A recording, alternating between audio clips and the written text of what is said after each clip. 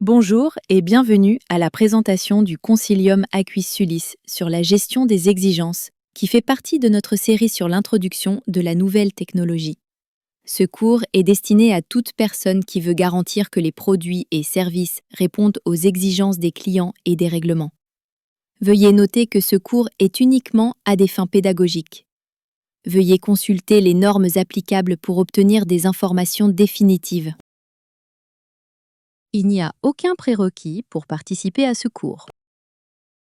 Cette vidéo commence par la question « Quel est le problème que nous essayons de résoudre ?» Elle décrit ensuite comment définir les limites et les architectures du système et comment décomposer les exigences. Enfin, elle explique comment répondre à la question « Avons-nous fait ce qui était demandé ?»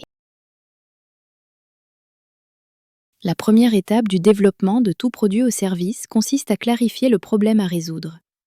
À cette fin, les exigences du produit ou du service doivent être identifiées.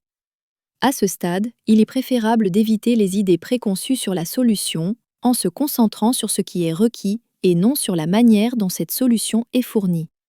Chaque exigence doit être unique, ne pas dupliquer d'autres exigences, atomique, ne pas être divisible en deux ou plusieurs exigences distinctes, vérifiable afin de démontrer que l'exigence a bien été satisfaite. Les exigences peuvent être écrites sous forme texte ou exprimées visuellement comme dans le cas d'utilisation ci-dessous. Le Unified Modeling Language, UML, et le Systems Modeling Language, SysML, standardisent la représentation visuelle des exigences. L'utilisation réelle d'un produit ou d'un service peut différer considérablement de l'utilisation prévue. Les exigences doivent tenir compte de toutes les utilisations raisonnablement prévisibles. Par exemple, un lit est destiné à accueillir un adulte endormi. Cependant, il peut avoir bien d'autres usages. Des invités peuvent s'y asseoir, des enfants peuvent y sauter, un adulte peut s'y tenir debout pour changer une ampoule. Les exigences relatives à ce qu'un produit ou un service doit faire sont appelées exigences fonctionnelles. Cependant, ce ne sont pas les seules exigences. Il existe également de nombreuses exigences non fonctionnelles concernant le coût, l'environnement dans lequel le produit ou le service peut être utilisé, la sécurité, sa durée de vie, sa fiabilité et ou sa disponibilité, la maintenance et le support des pièces de rechange, etc.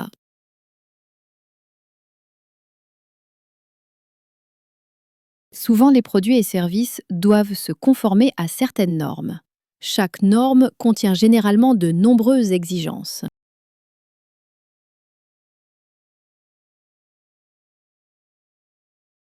Le déploiement dans un marché spécifique peut également impliquer le respect de lois spécifiques.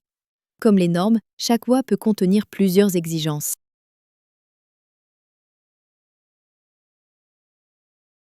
Lors de l'élaboration des exigences, il est important de définir clairement la portée du produit, service, le système. Les limites du système délimitent les points d'interaction avec le monde extérieur. Après avoir défini les limites du système et identifié les exigences, on peut commencer à réfléchir à la manière dont ces exigences seront satisfaites. Il existe souvent de nombreuses façons de répondre aux exigences. Il est donc important d'identifier différentes options. Le système peut être un service ou un produit, ou une combinaison des deux. Il peut s'agir d'un produit nouveau ou d'une adaptation d'un produit qui existe déjà. Il peut inclure des logiciels, des données, de l'électronique, de la mécanique ou d'autres matériels. Il peut y avoir des activités humaines dans le système ou il peut être entièrement autonome, automatisé. S'il n'existe pas d'option viable pour satisfaire les exigences ou si les ressources peuvent être mieux utilisées dans un autre lieu, on doit considérer l'option de ne rien faire. Le choix d'une option doit tenir compte du coût et des ressources nécessaires, des avantages offerts, du temps de développement et du temps de déploiement, et du risque que les choses ne se passent pas comme prévu. Ne rien faire est toujours une option. Une fois que l'option choisie a été développée, une architecture du système peut être conçue. Le système sera généralement composé de plusieurs sous-systèmes de différents types: matériel, logiciel, données, activités humaines, services achetés. Chaque sous-système peut lui-même avoir plusieurs composants ou sous-systèmes. Les exigences au niveau du système doivent être séparées en exigences sur les différents sous-systèmes. Les exigences des sous-systèmes doivent à leur tour être séparées en exigences sur les niveaux inférieurs.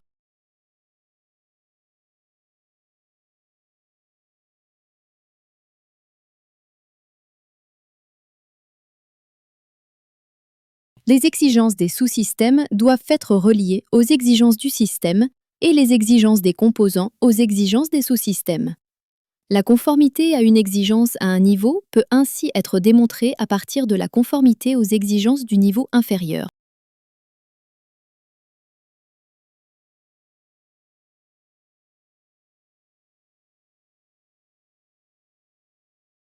Le suivi des exigences à différents niveaux du système et les liens entre elles peuvent rapidement devenir très complexes. Il existe différents outils pour aider à la gestion des exigences, à la fois sous forme textuelle et visuelle dans le Model-Based Systems Engineering.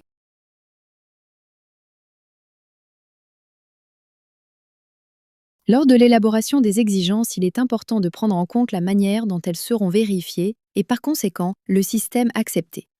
Les preuves de vérification peuvent prendre diverses formes. Des exigences au niveau inférieur pour lesquelles la conformité a été démontrée, des contrôles et/ou des tests, des certificats de conformité à des normes ou à une législation spécifique.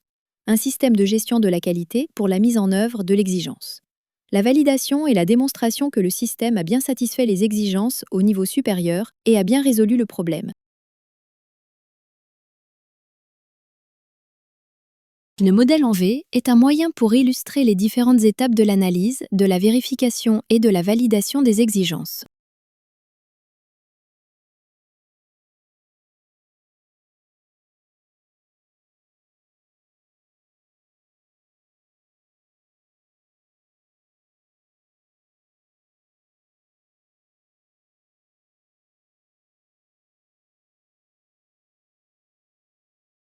En résumé, la première étape du développement de tout produit ou service consiste à clarifier le problème à résoudre. Les exigences fonctionnelles et non fonctionnelles doivent être identifiées pour toutes les utilisations prévisibles et les limites du système doivent être définies. Différentes options pour répondre aux exigences doivent être envisagées et une option doit être sélectionnée. Une architecture du système doit être développée pour l'option choisie et les exigences au niveau du système doivent être analysées. La vérification et la validation démontrent que les exigences sont satisfaites à l'aide de preuves comme les exigences de niveau inférieur et les tests.